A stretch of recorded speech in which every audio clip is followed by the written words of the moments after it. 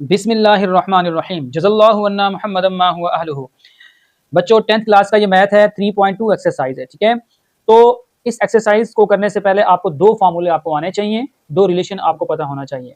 Number एक, पहला relation, उसे कहते हैं डायरेक्ट वेरिएशन, यानी कि ए डायरेक्टली प्रोपोर्शनल टू बी। ये जो साइन है ये मल्टीप्लाई का साइन नहीं है बल्कि प्रोपोर्शनल का ये साइन होता है। डायरेक्ट वेरिएशन क्या होती है? वेरिएशन का मतलब होता है चेंज होना, तगयीरत कहते हैं इसको, ठीक है। वेरी करती है वैल्यूज।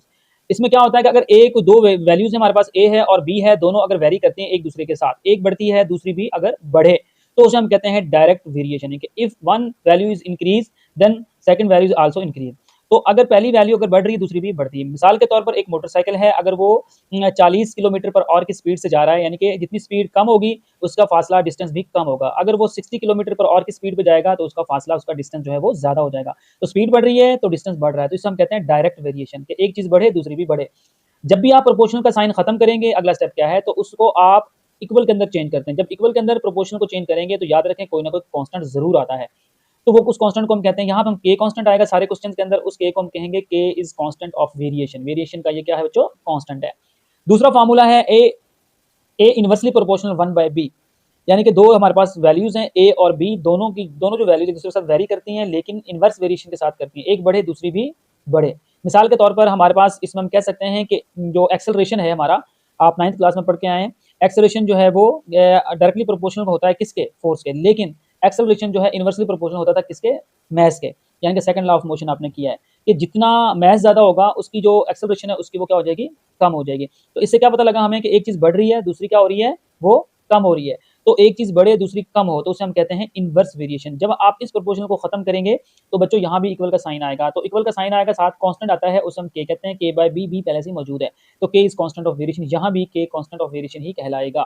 तो बेटा ये दो फार्मूले आपको आने चाहिए, इंशाल्लाह सारे क्वेश्चन के अंदर यही फार्मूले इस्तेमाल होंगे। फर्स्ट क्वेश्चन का ये फर्स्ट पार्ट है, इफ वाई, जी यहाँ फर्स्ट पार्ट है, if Y varies directly as X, अगर जो y है वो वेरी करता है किससे? डायरेक्टली x के साथ, ठीक है। And y is equal to 8 है when x is equal to 2 है। y की वैल्यू और x की वैल्यू 2 है, तो फाइंड करना आपने y in terms of x, ऐसा रिलेशन फाइंड करना है, y की वैल्यू फाइंड करनी है और जो भी आपको फार्मूला बनेगा उसमें x भी होना चाहिए। तो y वेरीज डायरेक्टली, तो बच्चों मैंने आपको अभी बताया था फार्मूला कि डायरेक्टली प्रोपोर्शनल को कैसे शो करते हैं आप लोग। तो y और x का रिलेशन क्या होगा? y डायरेक्टली प्रोपोर्शनल होगा किससे? x से। इनवर्सली होता तो बटे में कर देते आप लोग, इट्स ओके। तो बच्चों आप कांस्टेंट ऐसे करेंगे, कोई कांस्टेंट आएगा, प्रोपोर्शनल खत्म करेंगे, जी ये x आ गया, इक्वेशन नंबर आपके पास 1 आ गया। आपके पास अब k वैल्यू नहीं है बच्चों, ठीक है। k की आप वैल्यू फाइंड करेंगे तो y की वैल्यू क्या होगी बच्चों? यहाँ पे आ गया 8, ठीक है, और k एज इट इज आ जाएगा, और x की वैल्यू क्या है हमारे पास? 2 आ गई है, ओके। 2 को आप इधर ले जाएंगे, 8 डिवाइडेड बाई 2 हो जाएगा, is equal to k, 2 1 is 2, 2 4 8, तो k की वैल्यू बच्चों क्या आई आपके पास? ये 4 वैल्यू आ गई आपके पास के। तो आप क्या करेंगे? पुट इन 1 कर देंगे आप इसको, पुट इन 1, 1 के अंदर आप पुट कर देंगे। 1 क्या है बच्चों? y is equal to K x, जहाँ पे k है वहाँ पे आप लोगों ने k की वैल्यू पुट कर देनी है, यही आपका आंसर है। वो कहता है y की वैल्यू फाइंड करें इन टर्म्स ऑफ x, तो वो आ गई y is equal to 4x, यही आपका आंसर है जी। सेकंड पार्ट, तो वो कहता है y की वैल्यू फाइंड करें when x is equal to 5, y is equal to K x, y is equal to 4 5, 4 कहाँ से आया बेटा? k की वैल्यू कितनी थी? 4 थी, ठीक है, और x की वैल्यू क्या? 5, 5 4 20 होता है, तो यही आपका आंसर है।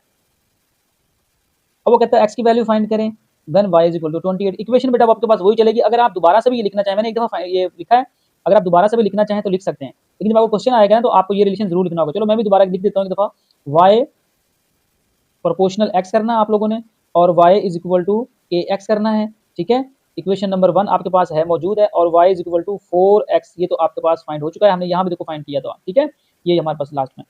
अब यहाँ पर हमने x फाइंड करना, अब यहाँ पर वैल्यू पुट करेंगे, y की वैल्यू कितनी है? 28 है, ये 28 आ गया और डिवाइडेड बाय 4 हो जाएगा, ठीक है, इज इक्वल टू x, 4 1 इज 4 और 4 7 28। तो आपकी क्या वैल्यू आ गई? आपका आंसर क्या आ गया? आपका आंसर आ गया जनाब x इज इक्वल टू 7। तो मैं आंसर इधर लिख देता हूँ, x इज इक्वल टू 7, ये आपका आंसर आ गया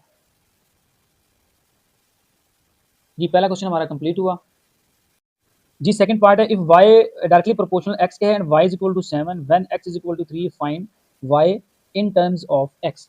तो सबसे पहले आप सोल्यूशन में क्या लिखेंगे बच्चों, रिलेशन लिखेंगे, वाई प्रोपोर्शनल एक्स लिखेंगे, फिर इसको कर देंगे Y is equal to K x कर देंगे, प्रोपोर्शनल को चेंज करेंगे तो इक्वल के साइन में चेंज होगा, एक कांस्टेंट आ जाएगा, और कांस्टेंट आने के बाद आप क्या करेंगे, तो कांस्टेंट की आपने वैल्यू फाइंड करनी है, डिवाइडेड बाय एक्स हो जाएगा, ये इज इक्वल टू एक्स के, तो ये हमारे पास वैल्यू आ जाएगी। ठीक है, इक्वेशन नंबर आपने 1 कह देना है। अब आपने के की वैल्यू फाइंड करनी है।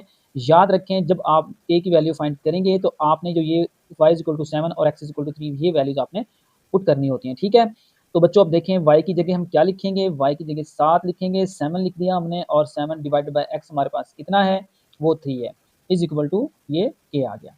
ठीक है बच्चों, तो 7/3 जो है वो आपके पास k की वैल्यू आई है।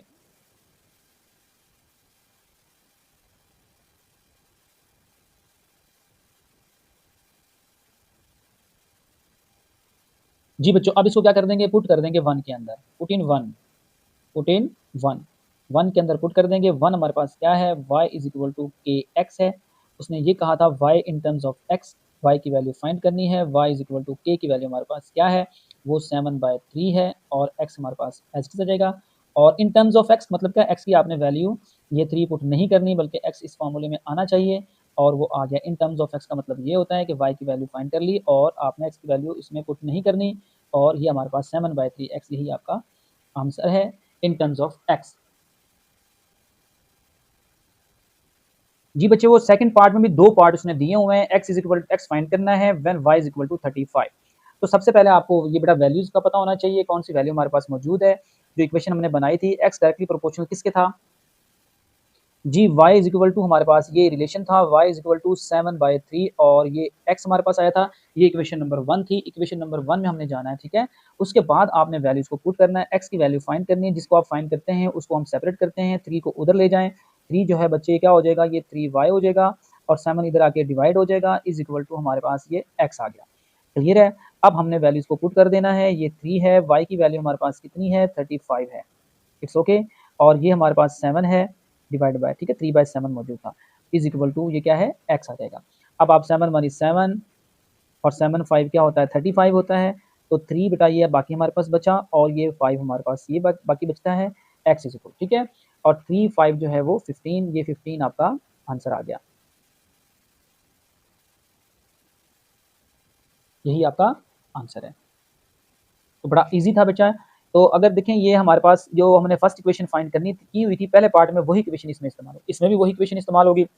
अब इसमें y फाइंड करना है, लेकिन x की वैल्यू यहाँ पे 18 कर दी है, तो क्या लिखेंगे, एज वी नो दैट, जैसा कि हम जानते हैं from equation 1, y is equal to क्या हो जाएगा, 7/3 x हो जाएगा। अब हमने y की वैल्यू फाइंड करनी है, y पहले से सेपरेट पड़ा हुआ है, तो क्या करेंगे, 7/3 लिख दिया, और ये ऐसे, और x की वैल्यू हमारे पास कितनी है, वो 18 है, और 3 1 इज 3 3 6 ये क्या होता है, 18 होता है, y इज इक्वल टू 7 जो है वो बाकी बचा, और ये हमारे पास 6 आ गया, तो लिखेंगे बच्चों y इज इक्वल टू 42, 7 6 42, ये आपका आंसर है। तो y की वैल्यू भी आपके पास फाइंड होगी। जी क्वेश्चन नंबर 3 अब हम करते हैं इंशाल्लाह। If r directly proportional t and r is equal to 5 when t is equal to 8 find the equation, equation find करें कनेक्टिंग r एंड t, जो r और t के दरमियान रिलेशन आपको बताती है। आल्सो फाइंड r, r भी find करें when t is equal to 64। तो ये यहाँ तक एक पार्ट हो गया, इट्स ओके। फिर दूसरा पार्ट, एंड टी भी फाइंड करें when r is equal to 20। इसका मतलब ये हुआ, सबसे पहले हम इक्वेशन फाइंड करेंगे जो जनरल इक्वेशन है, जो r और t के दरमियान में कनेक्टिंग है, यानी दोनों के दरमियान में एक रिलेशन बताती है। तो वो करने के बाद आप k की वैल्यू फाइंड करेंगे, फिर आप 2 पार्ट कर सकते हैं। तो जी बच्चे, सबसे पहले आप रिलेशन फाइंड करेंगे, कौन सा, ये r डायरेक्टली प्रोपोर्शनल t में से, ठीक है, r डायरेक्टली प्रोपोर्शनल t है, और क्या करते हैं, जब प्रोपोर्शनल खत्म करते हैं k आता है, t आ गया, इट्स ओके। तो इक्वेशन नंबर जो है बच्चों वो ये आ गई। तो ये हमारे पास एक इक्वेशन आ गई है जो r और t के दरमियान में रिलेशन को फाइंड करती है, शो करती है, ठीक है। अब क्या करना है, आप लोगों ने k की वैल्यू फाइंड करनी है, r और t इज इक्वल टू क्या हो जाएगा बच्चे, k हो गया। r की वैल्यू हमारे पास क्या है, 5 है, ठीक है, और t की वैल्यू हमारे पास क्या है, 8 है, इज इक्वल टू k। तो ये बच्चों k की वैल्यू आ गई हमारे पास। अब देखें बच्चे, यहाँ क्या करते हैं, यहाँ से कहीं ना कहीं से r वगैरह पुट कर देते हैं, नहीं, आपने स्टार्ट से तरतीब से चलना होता है। जब के की वैल्यू फाइंड करनी होती है तो आपके पास जो आर और टी जो पहले दिए हुए हैं, स्टार्ट में दिए हुए हैं, ठीक है, ए स्टेटमेंट में, वो आपने पुट करके के फाइंड करना होता है, ना कि आपने जो एंड से वैल्यू टी या के की वैल्यू पकड़नी, ऐसा आपने नहीं करना, अगर क्वेश्चन आपका गलत हो जाएगा। अब आपका फर्स्ट पार्ट हम स्टार्ट करते हैं। फर्स्ट पार्ट क्या है बच्चों, इस क्वेश्चन के अंदर 2 पार्ट दिए हुए हैं। अब फर्स्ट पार्ट हमारे पास क्या है, फर्स्ट पार्ट ये है, देखें, फाइंड आर फाइंड करें, ठीक है। तो आर जब फाइंड करेंगे तो इसी रिलेशन के अंदर आप आएंगे इक्वेशन नंबर 1 के अंदर। तो फ्रॉम 1 क्या है, आर इज इक्वल टू के टी। तो आपने के की वैल्यू भी फाइंड की हुई है, ठीक है। तो आपने क्या फाइंड करना है बच्चों, आर करना है when T is equal to क्या है, 64। तो मैं थोड़ा यहाँ से आपको याद दिलाने के लिए लिख देता हूँ यहाँ पे। जी बच्चे, ये हमारे पास है, आर फाइंड करें, ठीक है। थोड़ा यहाँ हिंट दे देते हैं आपको, आर फाइंड करना है इस पार्ट में when T is equal to 64। T की वैल्यू 64 पुट करनी है आपने, इट्स ओके। अब हम फ्रॉम 1 इक्वेशन करेंगे, R is equal to K की वैल्यू क्या है, 5/8 आ गई है, और टी की वैल्यू हमारे पास क्या है, वो 64 आ गया है। 8 1 इज 8, 8 8 64 होता है। जी बच्चों, यह आ गया हमारे पास। जो बकिया हिस्सा है इसका रिमेनिंग पार्ट इधर से स्टार्ट करते हैं।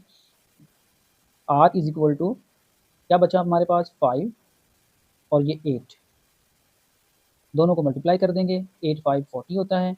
यही आपका आंसर है। सेकंड पार्ट बच्चों क्या कहता है, सेकंड पार्ट उसका नेक्स्ट है। सेकंड पार्ट में कहता है एन टी फाइंड करें when R is equal to 20। तो हम इसका लिखेंगे, डाटा टी फाइंड करना है अब आपने, और जबकि आर की वैल्यू 20 दी हुई है।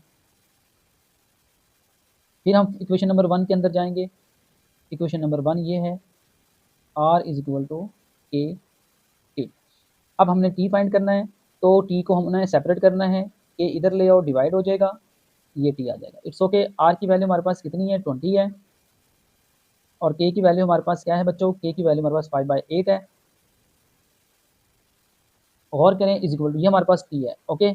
अब देखो याद रखें, जो ये एक जो मेन बटा होता है उसके नीचे स्मॉल बटा जब आ जाता है, बटा वाली वैल्यू, तो नीचे वाली रकम ऊपर चली, यहाँ से आप परेशान होंगे। तो मैं आपको एक और मेथड बता देता हूँ, 20 लिखें आप और डिवाइड कर दें, क्योंकि ये जो बटा है, बटा के नीचे जो वैल्यू होती है आप उसको ऐसे लिख सकते हैं। अगर फ्रैक्शन नीचे आ जाए, बटा के नीचे फ्रैक्शन वाली वैल्यू आ जाए, तो आप डिवाइड करके उसको ऐसे लिख लिया करें और बाद में उसको सॉल्व कर सकते हैं, ठीक है। टी इज इक्वल टू ये आ गया। अब ये आपको मालूम है कि मैं टी इधर लिख सकता हूँ, ओके जी। ये अब 20 एज इट इज़ आ गया, ओके। मल्टीप्लाई, जब भी आप डिवीजन का जो साइन है इसको चेंज करते हैं मल्टीप्लाई में, तो जो नीचे वाली वैल्यू होती है ऊपर चली जाती है, ऊपर वाली वैल्यू नीचे आ जाती है। क्लियर है बच्चों। और 5 1 इज़ 5, 5 2 5 4 20 होता है। और क्या आंसर आ गया आपका, 8 4 8 4। तो आंसर आपके पास आ गया, 8 और 4 को जब मल्टीप्लाई करेंगे तो 32 आपके पास आंसर आएगा। तो टी की वैल्यू जो आपके पास आई है वो 32 आ गई। क्वेश्चन आपका कंप्लीट हुआ। क्वेश्चन नंबर 4 में देखें, इफ आर प्रोपोर्शनल टी का square, r is equal to 8, t is equal to 3 है, find r when T is equal to 6। तो बच्चे क्या करेंगे सोल्यूशन में, आप आर प्रोपोर्शनल टी का स्क्वायर, तो आर इज इक्वल टू कर लेंगे के टी का स्क्वायर कर देंगे, इक्वेशन नंबर 1। अब हम के की वैल्यू फाइंड करेंगे, आर टी का स्क्वायर इधर आके डिवाइड हो जाएगा, इज इक्वल टू के। स्टेटमेंट के स्टार्ट में आते जाएं, आर इज इक्वल टू क्या है, 8 लिखें आप, डिवाइडेड बाय टी हमारे पास आगे 3 है, 3 का स्क्वायर लिखें, इज इक्वल टू के लिखें जी। 8 डिवाइडेड बाय 9 हो जाएगा, 3 का स्क्वायर 3 मल्टीप्लाई 3 9 होता है। के की वैल्यू आपके पास क्या आ गई बच्चों, 8/9 जी। अब इक्वेशन नंबर 1 के अंदर आप इसको पुट कर सकते हैं डायरेक्टली। तो आर इज इक्वल टू बच्चों क्या होता है, के टी का स्क्वायर, क्या करेंगे, पुट इन 1 जी। R is equal to value आ गया आपके पास 8/9 और इंटू टी का स्क्वायर। देखिए बच्चों, अब यहाँ से आगे क्या कह रहा है, वो पहला पार्ट क्या है, सॉरी बल्कि इसमें एक ही पार्ट है, find r when T is equal to 6। तो आर हमने फाइंड कर देना है, ठीक है। Are is equal to 8/9 as it is आ जाएगा, और मल्टीप्लाई टी हमारे पास क्या है बच्चों, टी इज इक्वल टू हमारे पास है 6 का स्क्वायर। अब ये टी ये पुट करना है, 3 ने ना पुट कर देना, 3 और 8 तो के को मालूम करने के लिए उसने बताया था, ठीक है।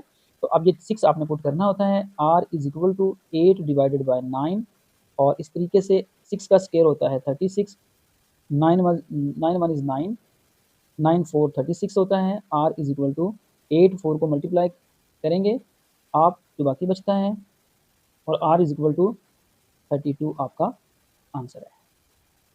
ये आंसर है। तो k की वैल्यू ये हमारे पास आई थी, ये वैल्यू हमारे पास आई थी, और आपकी बुक में ये भी आंसर में लिखा होगा शायद। तो ये क्यों लिखा होता है? क्योंकि वो कहता है इन टर्म्स ऑफ k, जो k की वैल्यू पुट करने के बाद इन टर्म्स ऑफ t की वैल्यू क्या आती है। तो असल में आपका जो आंसर होता है वो ये होता है r इक्वल 32। तो यहाँ तक जो है बोर्ड वाले जब आप पेपर चेक करने के लिए इंस्ट्रक्शन देते हैं एग्जामिनर को, तो वो ये देते हैं यहाँ तक 1 नंबर लगाना है, फिर यहाँ तक 1 नंबर लगाना है, यहाँ तक 1 नंबर लगाना है, ठीक है। तो मार्क्स जो होते हैं वो आपके डिवाइड होके आते हैं। इस तरीके से आप लोगों ने करना होता है।